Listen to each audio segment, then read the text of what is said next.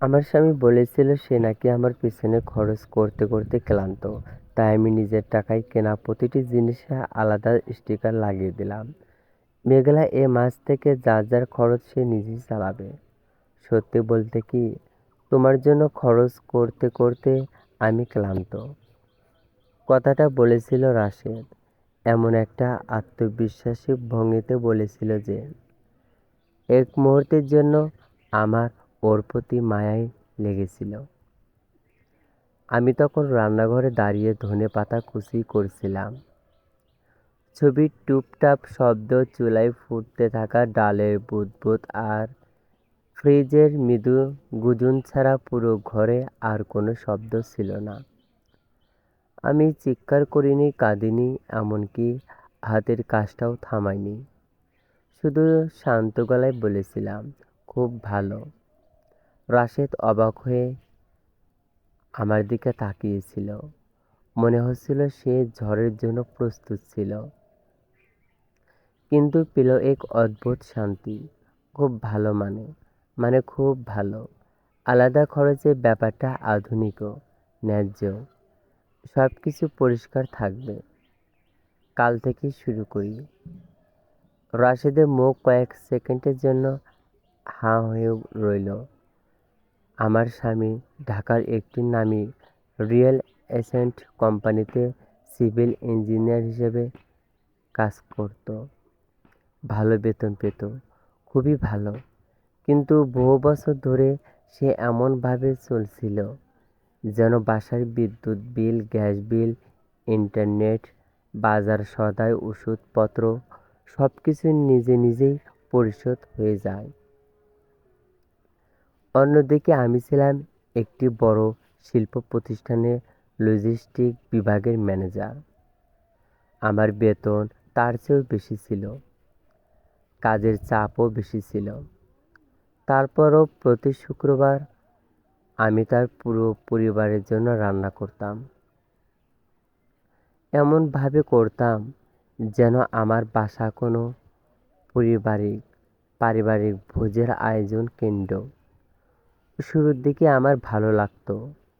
মা ছোটবেলা থেকে বলতেন, রান্না হচ্ছে মানুষের হৃদয় ছুঁয়ে যাওয়ার সবচেয়ে নীরব উপায়। আমিও বিশ্বাস করতাম। তাই বিরিয়ানি, কাচ্চি, গরুর মাংস, পোলাও, ভর্তা, পায়েস, জর্দা কাবাব, যত কিছু ভালো রান্না আছে মন খুলে করতাম।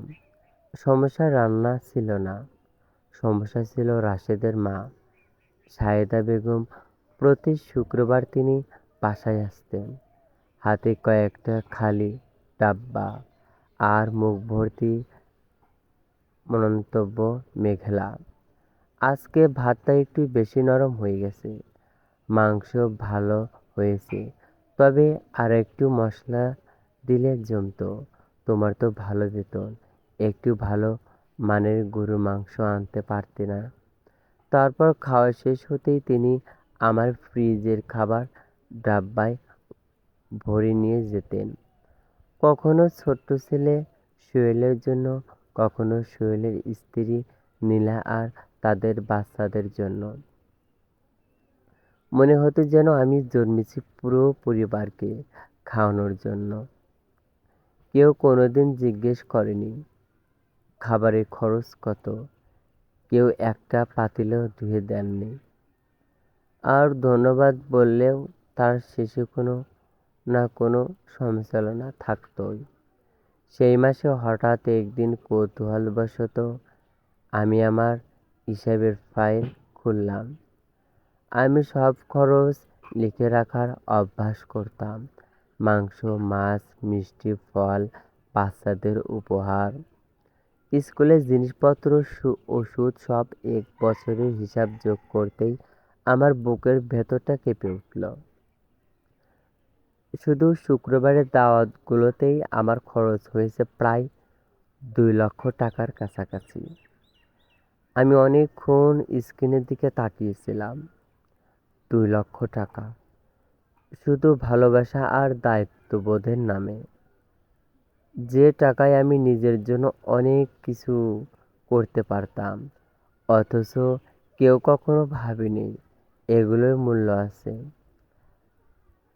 রাশেদ প্রতি মাসে সংসারের জন্য সামান্য কিছু টাকা দিত, বাকি টাকা যেত নতুন মোবাইল, দামি গ্যাজেট, বন্ধুদের আড্ডা, ঘুরতে যাওয়া আর মায়ের বিভিন্ন খরচে। এরও কিছুদিন আগে একটা ঘটনা আমাকে নতুন করে ভাবিয়েছিল। রাশেদ একদিন বাসায় ফিরল নতুন একটি গেমিং কনসোল নিয়ে। বলল কাজের চাপ কমানোর জন্য কিনলাম। সেদিন আমি বিদ্যুৎ বিল, বাজার আর তার ভাতিজার স্কুল ব্যাগের টাকা দিয়েছিলাম। কারণ সায়েদা বেগম বলেছিলেন বেচারা পুরনো ব্যাগ নিয়ে স্কুলে যেতে লজ্জা পায়। আমি যখন রাশেদকে সংসারের খরচে একটু বেশি সাহায্য করতে বললাম, তখন সে এমনভাবে দীর্ঘশ্বাস ফেলল যেন আমি তার শেষ সম্বলটুকু কেড়ে নিচ্ছি। তারপর বলল, মেঘলা, তুমি সব সময় টাকার কথাই বলো। আমি কিছু বলিনি, কিন্তু কথাটা মনে গেঁথে গিয়েছিল।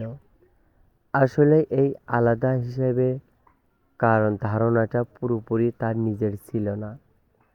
কয়েক সপ্তাহ ধরে সে তার এক সহকর্মী কথা বলছিল, নাম নাঈম। ডিভোর্স একজন মানুষ যার মুখে সব সময় একটাই কথা, মেয়েরা পুরুষের টাকায় চলে।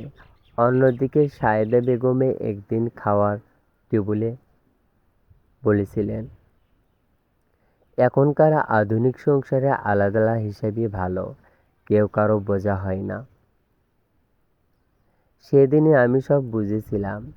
ওরা মনে করতো আমি রাশেদের টাকায় বেঁচে আছি। আমার রান্না, আমার শ্রম, আমার কেনাকাটা, আমার উপার্জন সব যেন অদৃশ্য। সেই রাতেই আমি সিদ্ধান্ত নিয়েছিলাম পরীক্ষাটা শুরু হবে পরের দিন সকালে। আমি শুধু নিজের জন্য নাস্তা বানালাম, ডিম, টোস্ট, ফল আর এক কাপ ধোয়া ওঠা চা। আমার করে আরাম করে বসে খাচ্ছিলাম, ঠিক তখনই ঘুম চোখে নিচে নামলো রাশেদ। আমার চা কোথায় নিজে বানিয়ে নাও, আমি শান্তভাবে বললাম। আলাদা খরচ মনে আছে তো? সে ফ্রিজ খুললো, তারপর স্থির হয়ে গেল। ফ্রিজের ভেতরে প্রায় প্রতিটি জিনিসের রঙিন স্টিকার লাগানো, দুধ, ডিম, মাখন, ফল, জুস, চা, কফি, সব কিছু। রাশেদ হতভম্ব হয়ে তাকিয়ে রইল। মেঘলা, তুমি সত্যি সত্যি সব কিছুতেই স্টিকার লাগিয়েছ? অবশ্যই। যে জিনিস আমি কিনেছি সেটা আমার, যে কিনবে সে খাবে। আমি ভাবিনি তুমি ব্যাপারটা এত সিরিয়াসলি নেবে। আমি সব সময় তোমার কথাকে গুরুত্ব দেই। আমি অফিসে চলে গেলাম, আর সে রান্নাঘরে দাঁড়িয়ে রইল। কি খাবে, কি করবে সেটা বুঝে উঠতে না পেরে লিফটে নামতে নামতে আমার মুখে একটা ছোট্ট হাসি ফুটেছিল। সেটা আনন্দের হাসি ছিল না, প্রতিশোধেরও না, সেটা ছিল স্পষ্টতার হাসি। যদি রাশেদ সত্যি সংসারকে দুই ভাগ করতে চায়, তাহলে সে খুব শীঘ্রই বুঝবে এই সংসারে দেয়ালগুলো আসলেই কতটা ভার আমি একা বহন করে এসেছি। কিন্তু পরের শুক্রবার যা ঘটল তার জন্য কেউ প্রস্তুত ছিল না। দুপুর গড়াতেই শাহেদা বেগম এলেন, তার সঙ্গে সোহেল, নীলা, তাদের সন্তানরা, আর আগের মতোই কয়েকটা খালি ডাব্বা। সবাই ধরে নিয়েছিল আজও আগের মতো বিশাল আয়োজন হবে, কিন্তু এবার রান্নাঘর ছিল একদম পরিষ্কার। চুলা নিভেছিল, কোনো হাঁড়িতে কিছু চাপানো ছিল না। আর আমি ড্রয়িং রুমে বসে শান্তভাবে এক গ্লাস শরবত খাচ্ছিলাম। শাহিদা বেগম চারপাশে তাকিয়ে অবাক হয়ে বললেন, কি কি ব্যাপার, রান্না করনি এখনো? আমি ধীরে গলায় বললাম, কোন রান্না? তিনি হেসে বললেন, আরে শুক্রবারে দাওয়াতের রান্না। আমি মাথা নাড়লাম। ওটা তখন তখন ছিল যখন পুরো খরচ আমার দায়িত্ব আমি একা নিতাম। ঠিক তখনই রাশেদ ঘর থেকে বেরিয়ে এলো। তার মুখে স্পষ্ট অবস্থিত কয়েক মুহূর্ত স্তব্ধ করে সে আমার দিকে তাকিয়ে বলল, মেঘেলা, মেঘেলা, সত্যি কি তুমি আজ কিছু রান্না করনি? মেঘেলা, সত্যি কি তুমি আজ কিছু রান্না করনি? সোফায় বসে থাকা অবস্থাতেই আমি রাশেদের দিকে তাকালাম। হাতে এক গ্লাস শরবত, পা দুটো আরাম করে গুটিয়ে বসেছিলাম। আমার এই শান্ত চেহারাটাই যেন ওদের কাছে সবচেয়ে বড় অপমান হয়ে দাঁড়িয়েছিল। করেছি তো, শান্ত স্বরে বললাম। কিছু হিসাব করেছি। সায়েদা বেগম বুকে চেপে ধরা খালি ডাব্বাগুলো আরো শক্ত করে আঁকড়ে ধরলেন। হিসাব? মেঘেলা, এখন আবার অফিসের হিসাব নিকাশ শুরু করো না। আজ শুক্রবার, বাচ্চাগুলো ক্ষুধার্ত।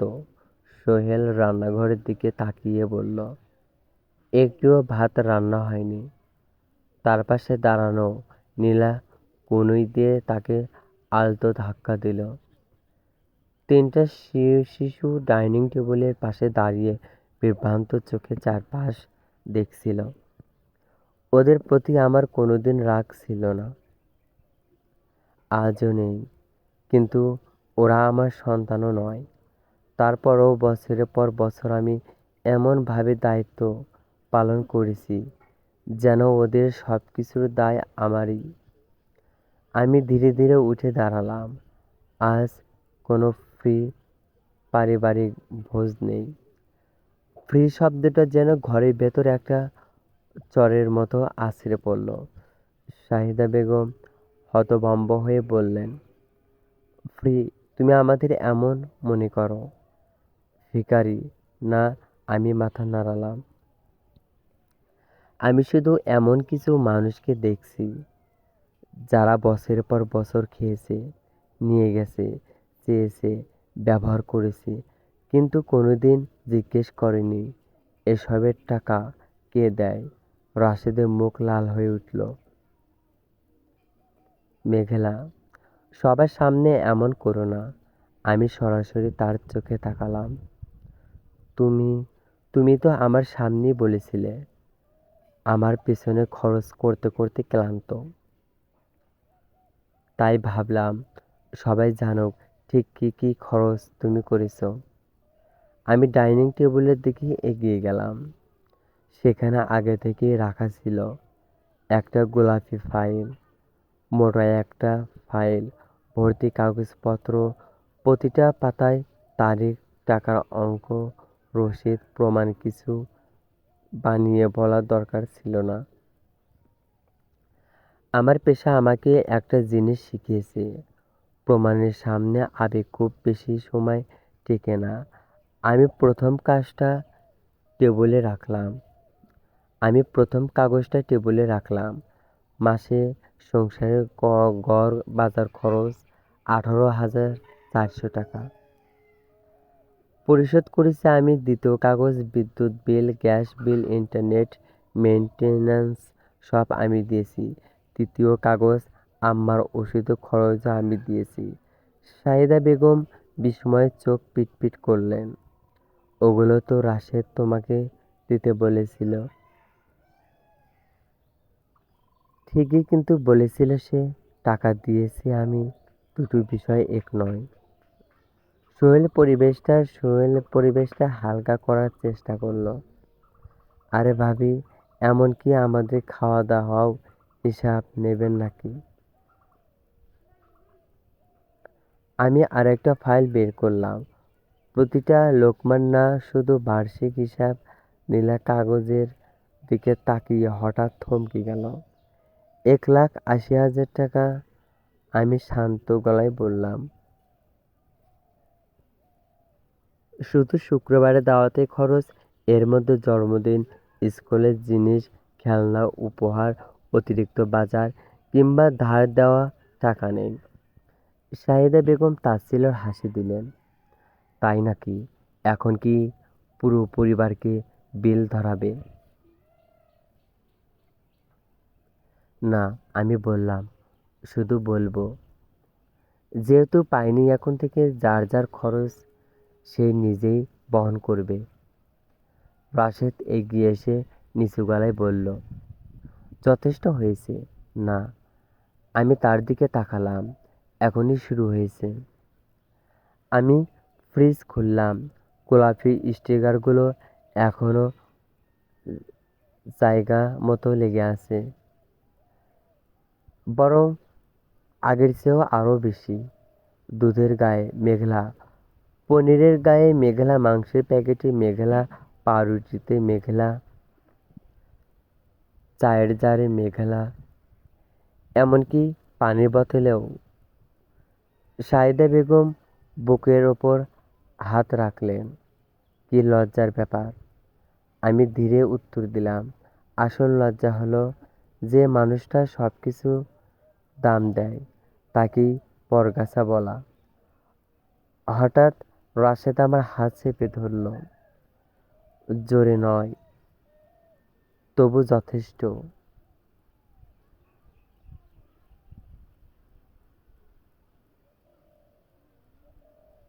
আমি সঙ্গে সঙ্গে হাত সরিয়ে নিলাম, আমাকে চুপ করানোর জন্য।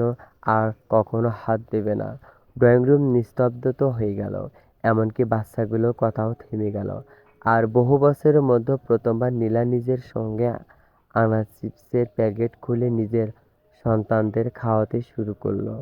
রাশেদ দাঁত চেপে বলল, তুমি বাড়াবাড়ি করছো, আমি সংসারে টাকা দেই।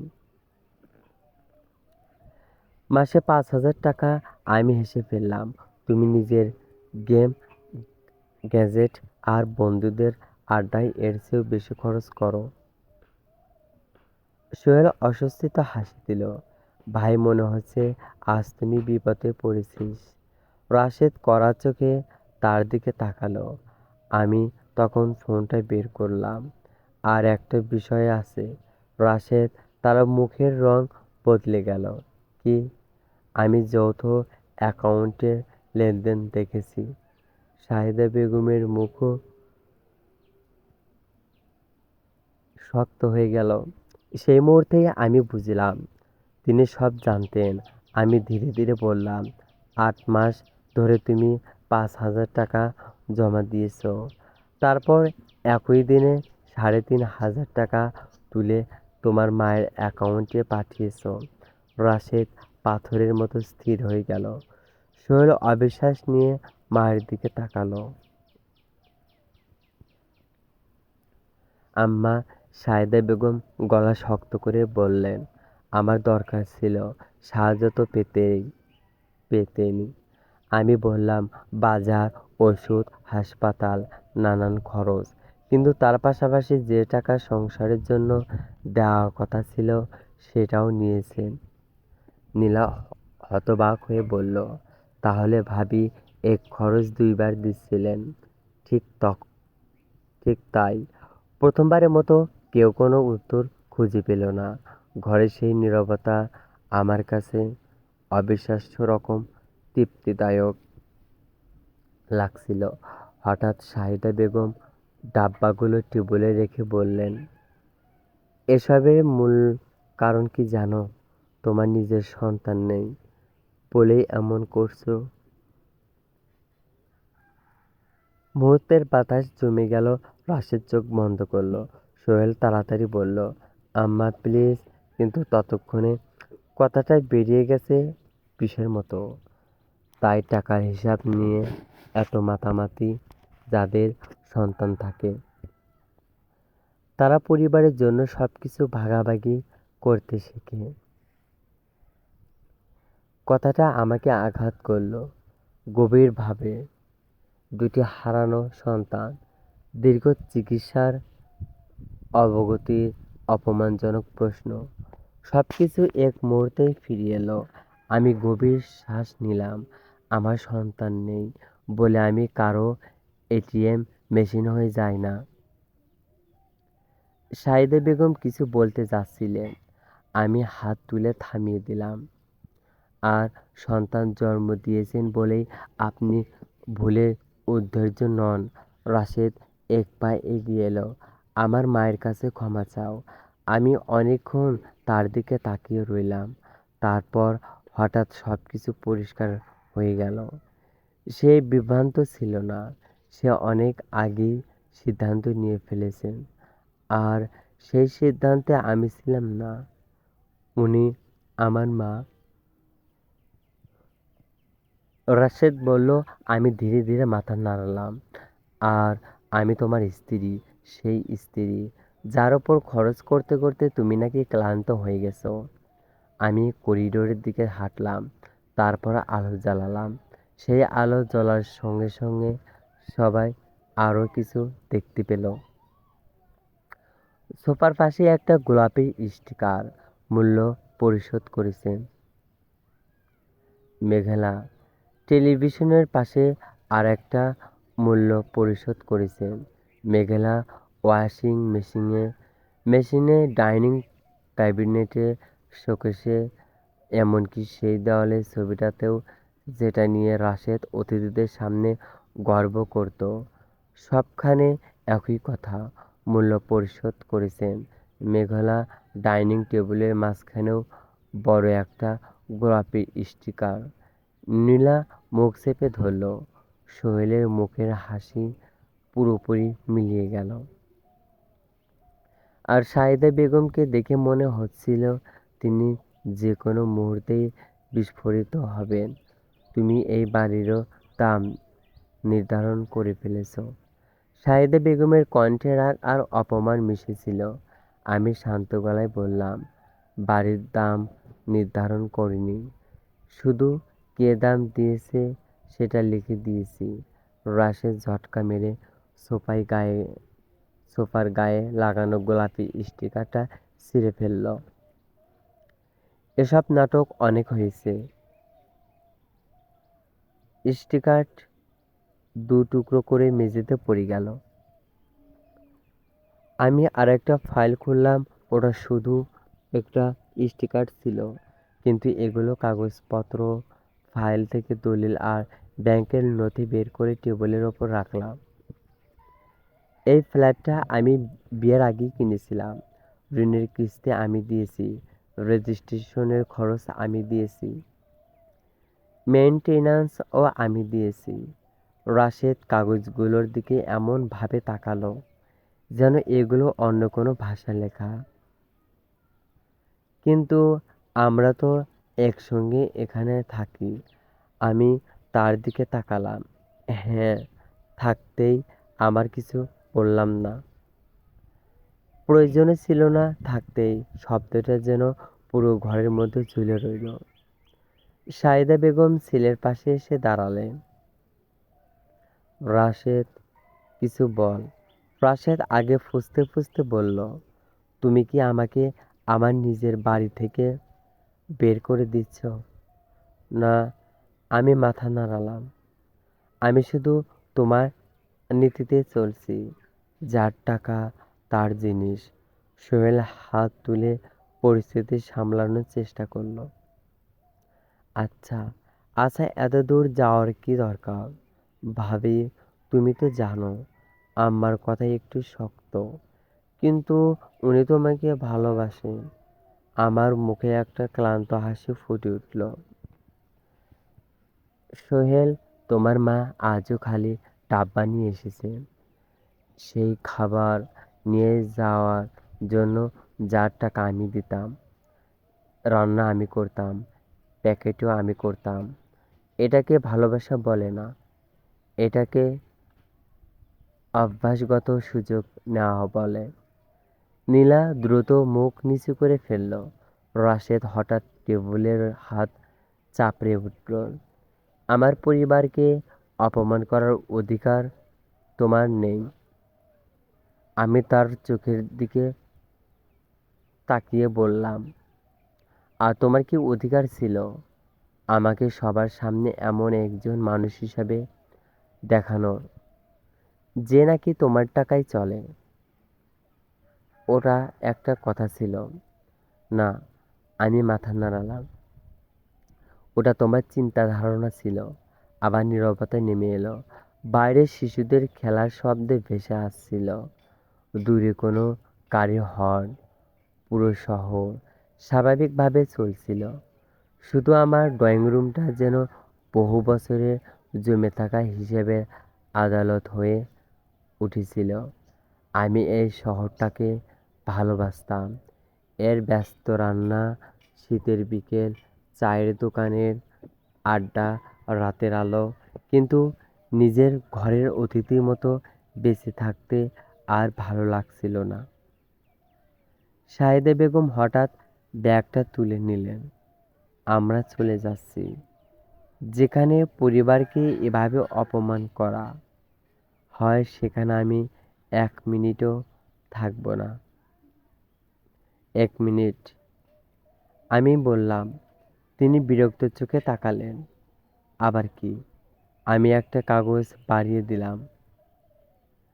আপনার হিসাব। সোহেল প্রায় লাফিয়ে উঠল। হিসাব? সেসব টাকা আপনারা আমার কাছ থেকে ধার নিয়েছেন, তার তালিকা। খাবারে খরচ নেই, উপহারে খরচ নেই, শুধু ধার নেওয়ার টাকা হিসাব। নীলা সায়েদা বেগমের আগেই কাগজটা হাতে নিল। পড়তে পড়তে তার মুখের রং বদলে গেল। আম্মা, এখানে তো আমার অ্যাকাউন্টেও টাকা পাঠানোর হিসাব আছে। সাহিদা বেগম দ্রুত বললেন, ওগুলো বাচ্চাদের জন্য ছিল। নীলা হতভম্ব। আপনি তো বলেছিলেন টাকা রাশেদ ভাই দিয়েছে। আমি ধীরে বললাম, টাকাগুলো আমার অ্যাকাউন্ট থেকে গিয়েছিল। নীলা প্রথমবার আমার দিকে তাকালো, সত্যিকারের বিস্ময় নিয়ে। আমি জানতাম না। আমি জানি, আমি শান্তভাবে বললাম, এবং সত্যি জানতাম। নীলা হয়তো স্বচ্ছন্দে ছিল, হয়তো উদাসীনও ছিল, কিন্তু সে কুটিল ছিল না। কুটিলতার গন্ধ আলাদা। সেই গন্ধ আমি বহু বছর ধরে চিনে এসেছি। সোহেল কাগজটা টেনে নিল। তার চোখ বড় হয়ে গেল। ৮৬,০০০ টাকা। সাহেদা বেগম মুখ শক্ত করে বললেন, পরিবারের মধ্যে টাকা হিসাব করা হয় না। আমি উত্তর দিলাম, পরিবারের মধ্যে কাউকে ব্যবহারও করা হয় না। রাশেদ ঘৃণাভরা চোখে তাকালো। তুমি এখন অনুভূতিও দাম নির্ধারণ করছো? না, আমি বললাম, অপমানের জন্য টাকা খরচ করা বন্ধ করেছি। এরপর আমি দরজার পাশে রাখা ধূসর রঙের ট্রাভেল ব্যাগটা তুলে আনলাম। রাশেদ কপাল কুঁচকে বলল, এটা কি? তোমার 1 সপ্তাহের কাপড়। আমি বললাম, প্রয়োজনীয় কাগজপত্র সামনের চেইনে রাখা আছে। তোমার গেমিং কনসোল, জুতা আর বাকি জিনিসগুলো গ্যারেজে রাখা বক্সে আছে। রাশেদ বিস্ফোরিত হয়ে উঠল। তুমি পাগল হয়ে গেছো? না, আমি ধীরে উত্তর দিলাম, আমি শুধু গুছিয়ে নিয়েছি। সাহেদা বেগম চিৎকার করে উঠলেন, বিষয়টাই এখানে শেষ হবে না। ঠিকই বলেছেন। আমি শান্তভাবে বললাম, কাল আমি তালাও বদলে ফেলবো। রাশেদ এগিয়ে এলো। এত কাছে যে তার চোখের রাগ স্পষ্ট দেখতে পাচ্ছিলাম। তোমার কোনো অধিকার নেই। আমি ফোনটা তুলে ধরলাম। আমার আইনজীবী ভিন্ন কথা বলছেন। সে থমকে গেল। কারণ কিছু মানুষ কষ্ট দিতে ভয় পায় না, কিন্তু প্রমাণকে ভয় পায়। আমি ফোনেই মেসেজটা দেখালাম। মেঘলা খসড়া প্রস্তুত। সাক্ষী ছাড়া কোনো আলোচনা করবে না। রাশেদ নামটা পড়ে ফেলল। মেহেরিন ইসলাম তোমার বিশ্ববিদ্যালয়ের বন্ধু? হ্যাঁ, আমি বললাম। এখন সে পারিবারিক আইনের আইনজীবী। শাহিদা বেগম ছেলে হাত টেনে ধরলেন। চলো, ওকে ওর স্টিকারগুলোর সঙ্গে একা থাকতে দে। রাশেদ ব্যাগটা তুলে নিল, দরজার কাছে গিয়ে একবার ফিরে তাকালো। তোমার রাগ কমে গেল, আমাকে ফোন দিও। আমি কিছুক্ষণ তার দিকে তাকিয়ে রইলাম। মনে পড়ল সেই রাশেদের কথা, যে রাত জেগে আমার জন্য চা বানাতো, অফিস থেকে ফিরতে দেরি হলে অপেক্ষা করত, হাসপাতালের কঠিন রাতগুলোতে আমার হাত ধরে বসে থাকতো, আমার সঙ্গে কাঁদতো। সেই মানুষটা একদিন সত্যিই ছিল, কিন্তু ধীরে ধীরে হারিয়ে গেছে। আমি বিল দিচ্ছিলাম, রান্না করছিলাম, সবকিছু সামলাচ্ছিলাম, আর সে শিখে ফেলেছিল আমার ত্যাগকে স্বাভাবিক বলে ধরে নিত। আমি ধীরে বললাম, এটা রাগ না রাশেদ। একটু থেমে চোখ করলাম, এটা চূড়ান্ত হিসাব। দরজাটা বন্ধ করে দিলাম, জোরে নয়, নাটকীয়ভাবে নয়, শুধু বন্ধ করে দিলাম, যেভাবে একটা শেষ হয়ে যাওয়া অধ্যায় বন্ধ করা হয়। পুরো বাড়ি নিস্তব্ধ হয়ে গেল। আমি ডাইনিং টেবিলে বসে রইলাম, চারপাশে গোলাপি স্টিকার, কিন্তু বড় বছরের মধ্যে প্রথমবার চুলায় কোনো বড় হাঁড়ি নেই। ভাতের চিন্তা নেই, মিষ্টি বানানোর তাড়া নেই, থালা সাজানোর ব্যস্ততা নেই। কেউ টিস্যু বলে অভিযোগ করছে না, শুধু আমি আর একটুখানি ক্ষুধা। আমি নিজের জন্য একটা সাধারণ চিজ স্যান্ডউইচ বানালাম, নিজের কেনা পাউরুটি দিয়ে, নিজের কেনা চিজ দিয়ে, নিজের রান্নাঘরে। অদ্ভুতভাবে সেটার স্বাদ ছিল বিজয়ের মতো। পরের দিন রাশেদ ফোন করেনি। ফোন করেছিলেন শাহিদা বেগম, একবার নয় ১৬ বার। তারপর সোহেল, তারপর নীলা। বিকেল পর্যন্ত আমি কোনো ফোন ধরিনি। শেষ পর্যন্ত নীলার কলটা রিসিভ করলাম। ওর গলায় নিজেও ক্লান্ত ভাবি, আমি দুঃখিত, আমি সব হিসাব দেখেছি। সত্যিই জানতাম না। আমি চুপ করে রইলাম। সে আবার বলল, আমি আর সোহেল টাকাগুলো শোধ করব, একসঙ্গে না পারলেও ধীরে ধীরে করব।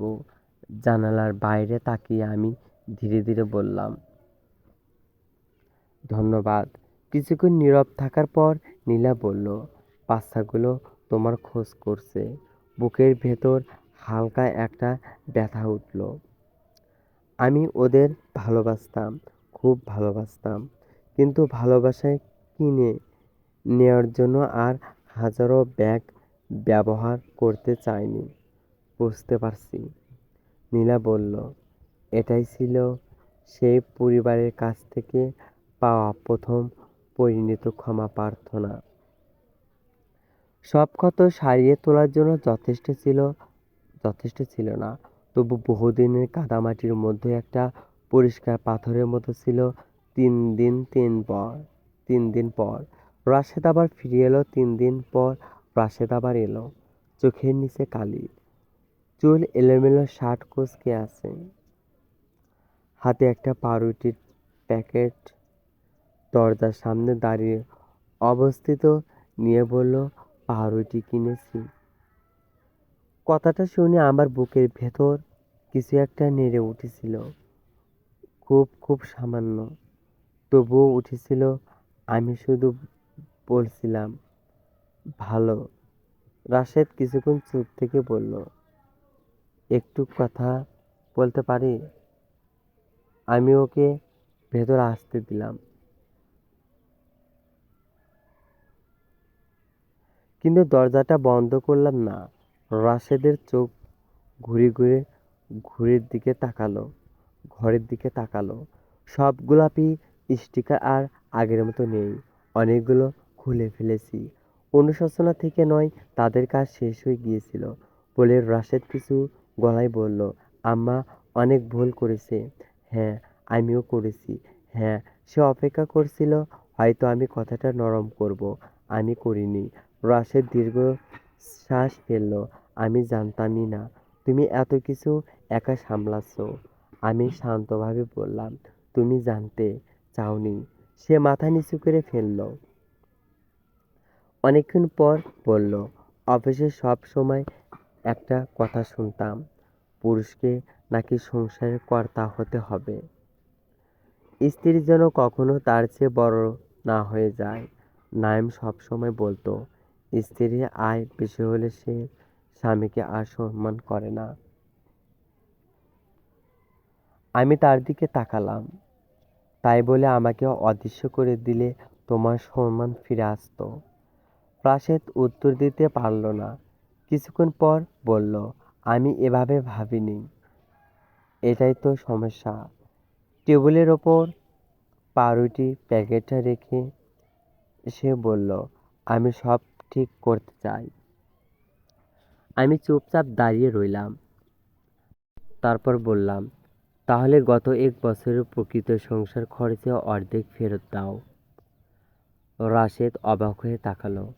সব? তুমিই তো বলেছিলে যার যার খরচ সে নিজে বহন করবে। সে কিছু বলতে গিয়েও থেমে গেল। আমি আরও বললাম, আর প্রয়োজনে কাউন্সেলিং করতে হবে, পারিবারিক সীমারেখা মানতে হবে।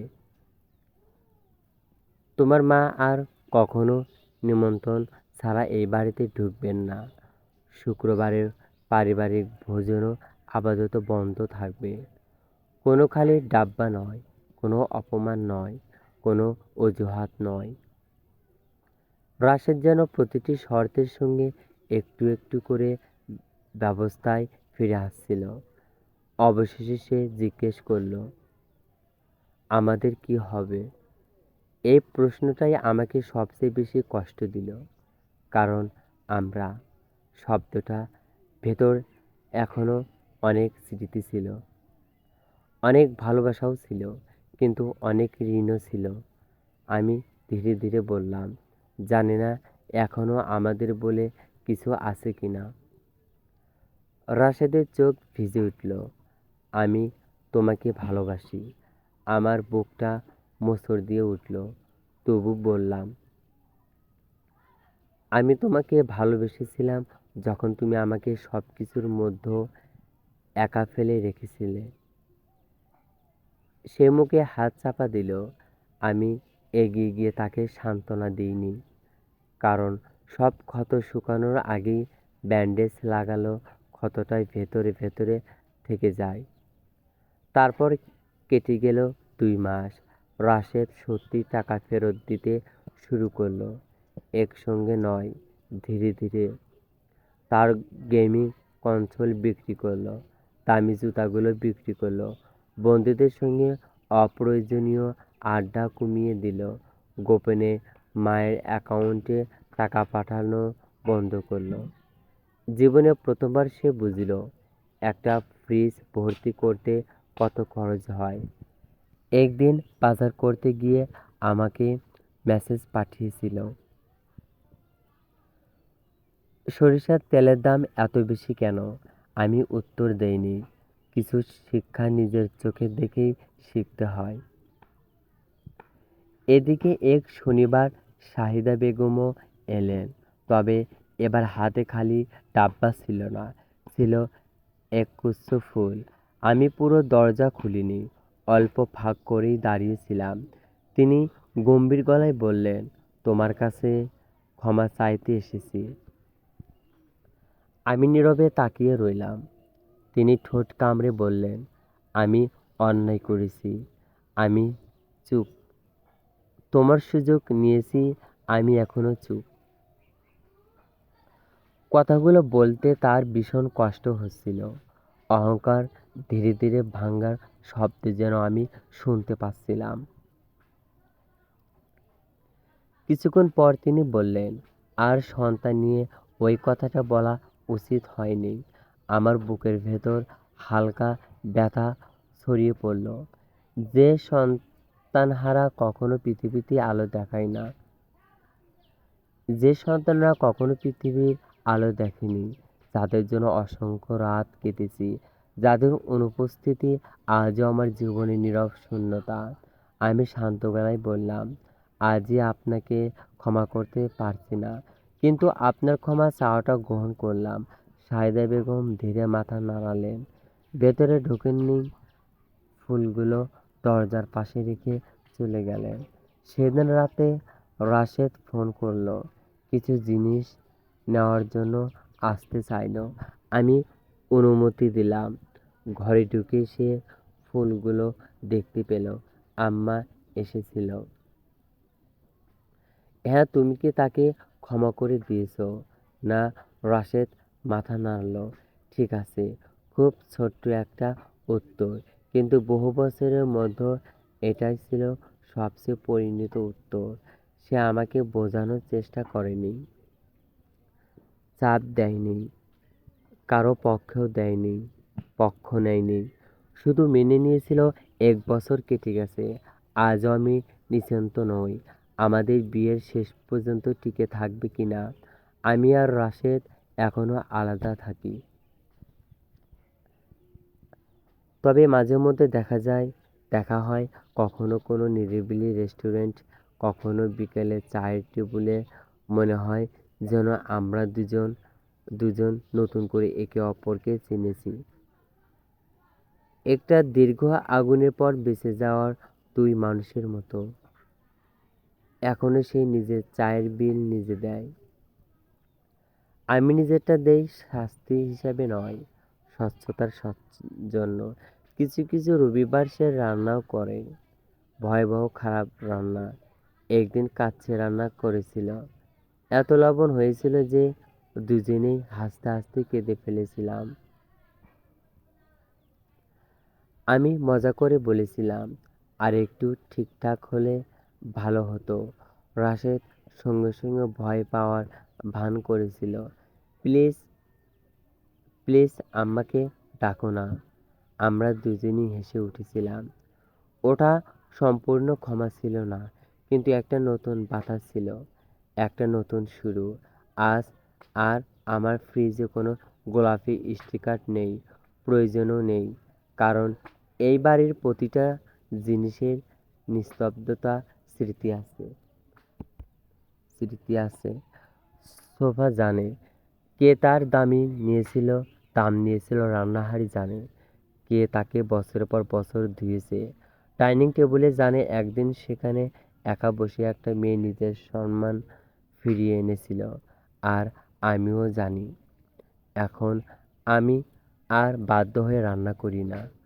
যখন কাছে রান্না করি, ইচ্ছা ইচ্ছে থেকে করি। যখন পাউরুটি কিনি, নিজের জন্য কিনি। যখন কাউকে খেতে ডাকি, সে খালি ডাব্বা নিয়ে আসে না, আগে নিয়ে আসে একটা শব্দ, ধন্যবাদ। এত বছর ধরে আমি আসলে এই ছোট্ট বুঝেই ফিরতে হবে। আমি কখনো তার টাকার প্রয়োজন অনুভব করিনি। আমি শুধু চেয়েছিলাম যে যে সে যেন এমনভাবে বাছা বন্ধ করে, যেন তার জন্য সব কিছু করে যাওয়াই আমার একমাত্র নিয়তি। প্লিজ চ্যানেলটি সাবস্ক্রাইব করবেন, ভিডিওটি শেয়ার করবেন। এরকম নতুন নতুন গল্প পেতে অবশ্যই চ্যানেলটি সাবস্ক্রাইব করবেন। অবশ্যই চ্যানেলটি সাবস্ক্রাইব করতে ভুলবেন না। প্লিজ চ্যানেলটি সাবস্ক্রাইব করবেন, ভিডিওটি শেয়ার করবেন। ধন্যবাদ। সমাপ্ত।